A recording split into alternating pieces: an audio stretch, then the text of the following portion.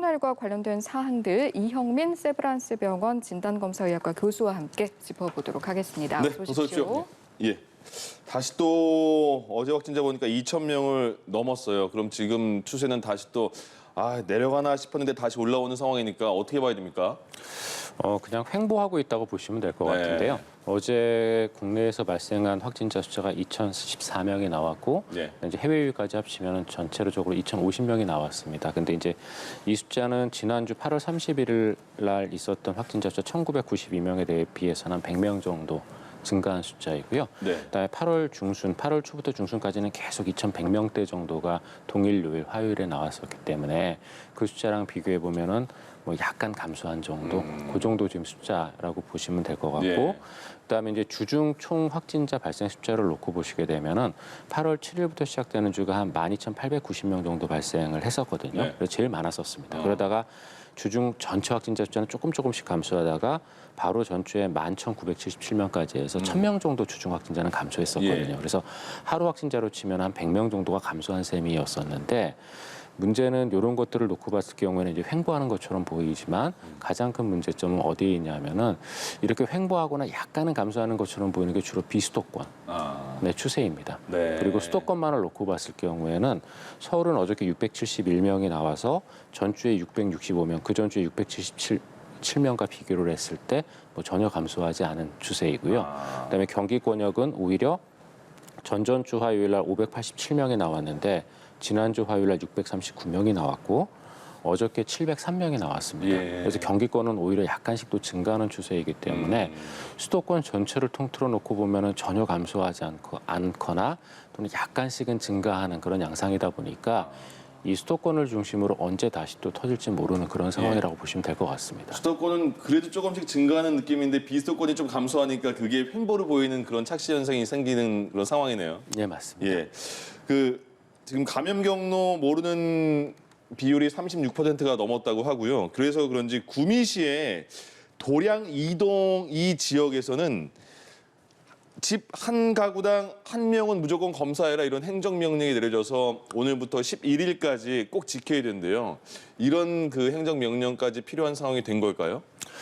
이제 이런 행정명령이 사실 이번에 처음은 아니고요. 네. 저희가 이제 예전에도 특정 지역에서 확진자 숫자가 급증하는 경우, 그런 경우에 있어서 이제 이런 행정명령을 발동을 했습니다. 예. 그래서 대표적인 이제 포항시에서 이런 행정명령을 발동을 해서 이제 대규모 검사를 시행을 했는데 그때 당시 좀 많은 문제점들이 있었거든요. 네. 검사 역량이나 검체 채취 역량을 감안하지 않고 행정명령을 발동했다가 예. 굉장히 많은 혼잡이 있었는데요.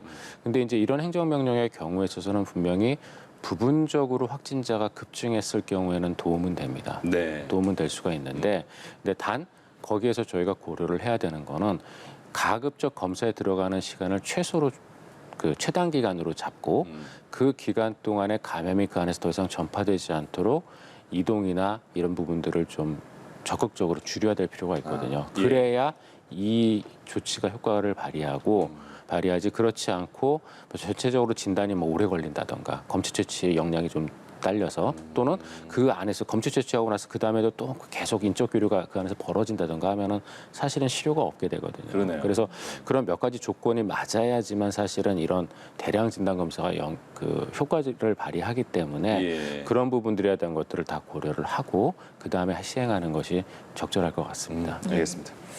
정은경 총장이 10월 말이면 단계적 일상 회복으로의 전환을 검토할 수 있다 이런 언급을 하기도 했는데 조금 전 브리핑에서도 수도권 굉장히 위험 신호 보이고 있다 이런 언급도 있지 않았습니까? 이런 상황에서 단계적 일상 회복 자체가 혹시 방역 완화에 좀 잘못된 메시지를 국민들에게 주진 않을까 이런 우려도 되거든요. 그렇죠. 지금이 되게 중요한 시점이다 보니까 이제 그런 걱정을 하실 수밖에 없을 것 같은데요. 중요한 시점이라고 생각하는 이유는 저희가 조금 전에도 얘기했지만 아직 수도권의 불길은 꺼지지 않았고 네. 지속되고 있는 상황이고, 근데 이제 2주 뒤에는 또 민족의 대명절 추석이 있습니다. 그러면 저희가 여름철 휴가 때처럼 수도권의 확진자들이 지방으로 내려가서 지방에 다시 또 확진자를 만들어내는 그런 현상을 불러일으킬 수가 있거든요. 예. 또 그런 우려도 충분히 지금 있는 상황에서 예. 그런 상황에서 당연히 방역 완화에 대한 메시지가 나가게 되면은 제가 보기에는 조금 어려울 것 같습니다. 그래서 이 정경 청장의 이 메시지는 사실은 그래서 그런 것 의도보다는 네. 사실 그런 것들을 누구보다 잘 알고 있을 게 질병관리청이거든요. 그래서 네. 그런 것보다는 지금 위드 코로나에 대한 어떤 국민들의 기대, 그다음에 이런 것들이 커지다 보니까 그런 것들을 10월 말 정도쯤 되면은 이제 검토하고 한번 거기에 대한 계획이나 이런 것들을 논의를 해보겠다라는 사실 의미로 받아들이셔야 되고 예. 그렇게 얘기를 한 거거든요. 네. 근데 이제 이게 너무나 이제 많이들 피곤하시고 힘드시다 보니까 이게 딱 10월 말부터 그럼 위드 코로나 가는 건가? 막 이런 느낌. 네, 그렇게 이제 생각들을 하신 건데요. 예. 사실은 그렇지 않고 10월 말 정도 되는 상황이라 하더라도 그리고 그때의 우리나라 예방 접종률이라 하더라도 사실 이스라엘이나 이런 것까지는 풀기는 어렵거든요. 네. 그리고 그런 사례들을 해외에서도 잘 보여주고 있고요. 그래서 예. 지금 현재의 이 정은경 청장의 어저께 그 발언은 그냥 앞으로 예방 접종률이 올라감에 따라서 부분적으로 우리 사회 전반적인 사회의 전체적인 어떤 유지를 위해서 예. 필요한 기능들을 조금씩 완화해 볼 것들을 고려해 보겠다. 그때 정도 되면 상황을 보고 이렇게 받아들이셔야 되지 그때 되면 모든 게 다 풀린다라고 받아들이시기는 좀 어려울 것 같습니다. 많은 분들이 지금 코로나 상황을 오래 겪으셨으니까 정은경 청장의 어제 그 언급도 그래 그때부터 조금씩 나아지나 보다라고 느낄 것 같아요. 저도 그렇게 받아들였거든요. 예. 그리고 그 이제 백신 인센티브가 조금씩 주어지고 있잖아요. 그 모임 인원에서 몇 명만 제외되는 게. 근데 추석을 뭐 맞이한다고 해도 추석에 특별히 백신 인센티브가 특별히 많은 것 같진 않거든요. 근데 추석이 좀 걱정이 되시나요? 이제 이동되는 것 때문에 걱정은 좀 되시나요? 그렇죠. 아무래도 이동에 대한 부분은 분명히 좀 걱정이 되고요. 근데 이동에 대한 부분보다는 네. 사실은 지역에 내려가서 각 지방에 내려가서 갖게 될 사적 모임이 사실은 더 걱정이 되거든요. 예, 이동에 대한 부분도 분명히 그 이동 중간중간에 노출되는 부분들이 있습니다. 왜냐하면 네. 짧게 이동하는 경우에 뭐 마스크 잘 착용하고 그러면 노출이 안 되겠지만 네. 아무래도 멀리 가시는 분들 같은 경우에는 가면서 식사도 하셔야 될 거고 이런 네. 여러 가지 이벤트들이 생길 수밖에 없거든요. 그래도 그런 것들만 조심하시면 되는데 문제는 도착지에 가서 고향에 가게 되면은 일단 가족 모임은 뭐 당연히 가지실 수밖에 네. 없을 거고 그다음에 그동안 우리의 명절이라는 거는 딱 내려가서 가족만 만나보고 올라오는 그런 게 아니라 고향 싹 돌아야죠. 내려간 김에 친지분들 다 돌아보고 가가호 다 방문하고 아는 친구들 고등학교 친구들 중학교 친구들 다 모아서 모임 갖고 사실 이런 모임이었었거든요. 예. 행사였거든요. 그러다 보니까 그 안에 사적 모임이 증가할 수밖에 없을 거고 사실은 그 부분이 걱정이 되는 거거든요. 네. 저번에 명절 때 보니까 상행선의 휴게소에 4군데 그 임시 선별 검사소를 만들었잖아요. 그게 이번에도 시행될 것 같고 이번에는 또 그 기차역 쪽에도 임시 선별 검사소를 많이 세우는데요. 그러면 우리가 생각하기에 그 지역에 고향에 가는 사람들은 무조건 그게 보이면 가서 검사를 받는 게 좋은 거예요? 어떤 거예요?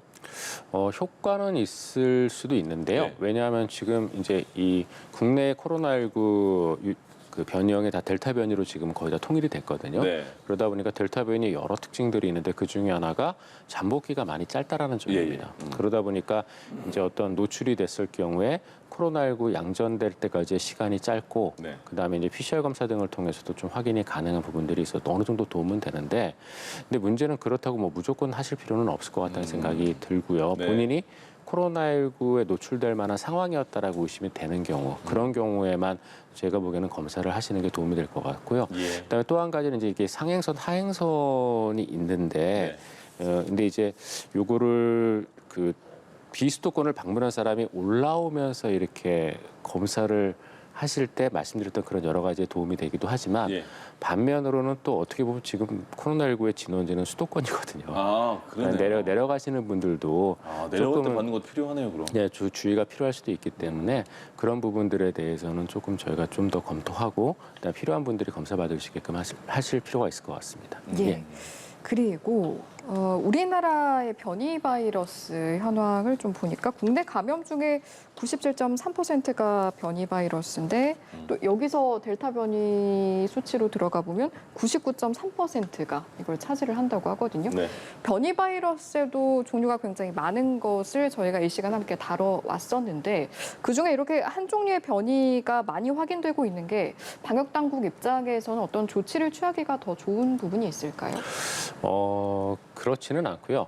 근데 저희가 그거는 있습니다. 이렇게 이제 변이가 한 종류로 통일이 되면은 통상적으로 저희가 변이형을 보기 위해서 하는 여러 가지 감시라는 것들이 있거든요. 네. 예. 감시라는 것들이 있는데 그런 감시의 필요성이 조금 줄기는 합니다.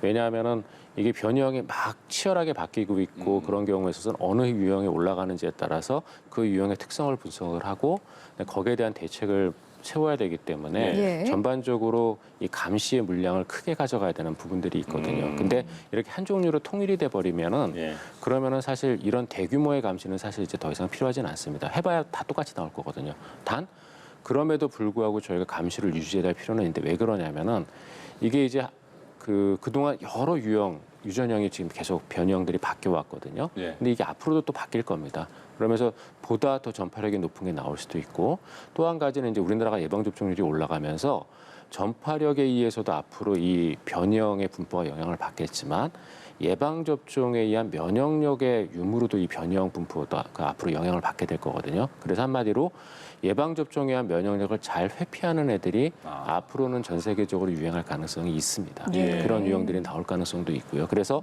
이런 것들이 나오는지를 보기 위한 감시는 앞으로도 계속이 돼야 됩니다. 그러다 보니까 전반적으로 이제 대규모 감시의 필요성은 일부 좀 줄어서 그런 면에서는 방역 당국이 좋을 수도 있겠지만 예. 앞으로 또 나올 변이형, 그다음에 예방 접종을 이기고 올라올 변이형들에 대한 감시는 계속돼야 되기 때문에 그 전반 그런 감시에 대한 일은 뭐 지속돼야 될 것 같고 그다음에 또 한 가지는 이러한 변이형들이 지금 기존 유형에 비해서는 전파력이 굉장히 높거든요. 네. 그러니까 방역 당국 입장에서는 굉장히 여러 가지의 수단을 좀 더 강력하게 써야 된다는 측면에서는 일이 아직도 계속되는 셈이기 때문에 예. 사실 이게 통일된다고 해서 그렇게 방역 당국 입장에서는 일이 많이 줄 것 같지는 않습니다. 모르는 사람들의 생각이군요.